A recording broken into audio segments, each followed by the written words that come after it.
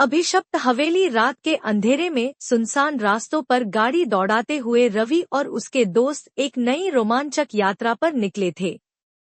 उनकी मंजिल थी ठाकुर हवेली, जो कि शहर से कुछ किलोमीटर दूर वीरान जंगल में स्थित थी। इस हवेली के बारे में कहा जाता था कि वह भूतिया है और वहां जाने वाले लोग अक्सर गायब हो जाते थे। लेकिन रवि और उसके दोस्तों को इन कहानियों पर जरा भी विश्वास नहीं था। वे इसे महज अफवाह समझते थे और इसी अफवाह की सच्चाई जानने के लिए उस रात वहां पहुंचे।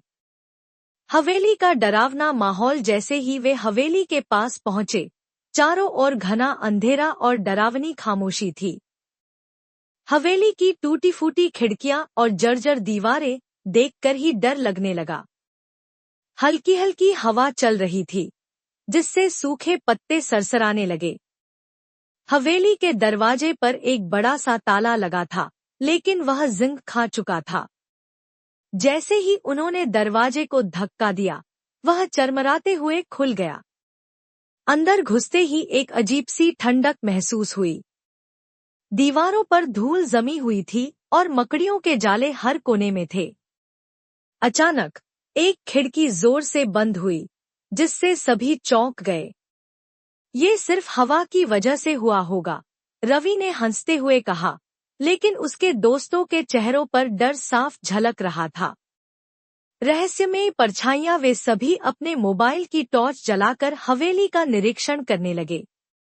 जैसे ही वे बड़े हॉल में पहुंचे, वहां एक पुरानी पेंटिंग लटकी हुई थी, जिसमें एक अजीब सी महिला की तस्वीर थी। उसकी आंखें किसी भी कोण से देखने पर सीधी उन्हीं की ओर देखती हुई महसूस हो रही थी। तभी अचानक एक दोस्त समीर की टॉर्च बंद हो गई। उसने घबराकर मोबाइल को हिलाया, लेकिन वह दोबारा चालू नहीं हुआ। तभी किसी के पैरों की आहट सुनाई दी। कौन है वहां? अजय ने कांपती आवाज में पूछा। कोई जवाब नहीं आया, लेकिन अगले ही पल एक परछाई दरवाजे के पीछे से गुजरती दिखी। अब तो सभी के दिलों की धड़कन तेज हो गई। भूतनी की चीख। वे तुरंत बाहर जाने के लिए दौड़े, लेकिन दरवाजा अपने आप ही जोर से बंद हो गया। अब वे हवेली के अंदर फंस चुके थे। तभी हवेली की ऊपरी मंजिल से किसी औरत के चीखने की आवाज आई। रवि ने हिम्मत जुटाकर सीढ़ियों की ओर देखा।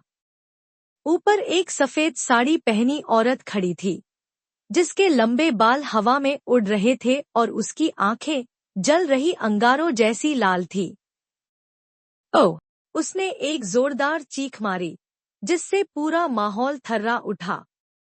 भागने की कोशिश। डर के मारे सभी लड़के इधर-उधर भागने लगे। समीर ने दरवाजा खोलने की कोशिश की, लेकिन वह हिल भी नहीं रहा था। अचानक उस भूतनी ने हवा में उड़ते हुए उनका रास्ता रोक लिया।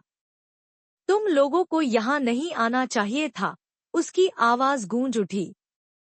रवि ने हिम्मत जुटाकर पूछा, तुम कौन हो? वह औरत धीरे धीरे उनके पास आई और उसने बताया कि वह रानी साहिबा थी, जो इस हवेली की मालकिन थी। उसे वर्षों पहले यहाँ के नौकरों ने लूटकर मार दिया था और तब से उसकी आत्मा यहाँ भटक रही थी। जो भी इस हवेली में आता, वह उसे अपनी दुनिया में कैद कर लेती।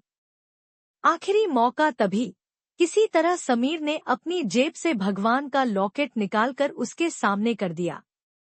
भूतनी जोर से चीखी और पीछे हट गई। तभी हवा तेज होने लगी और हवेली की दीवारें दरकने लगी। भागो! अजय चिल्लाया। रवि और उसके दोस्त दरवाजे की ओर दौड़े और अचानक दरवाजा अपने आप खुल गया। वे सभी तेजी से बाहर भागे और अपनी गाड़ी की ओर दौड़े। जैसे ही उन्होंने गाड़ी स्टार्ट की, उन्होंने पीछे मुड़कर देखा। हवेली धुंध में लिपट चुकी थी और अचानक उसमें जलती हुई लाल आंखें चमक उठीं।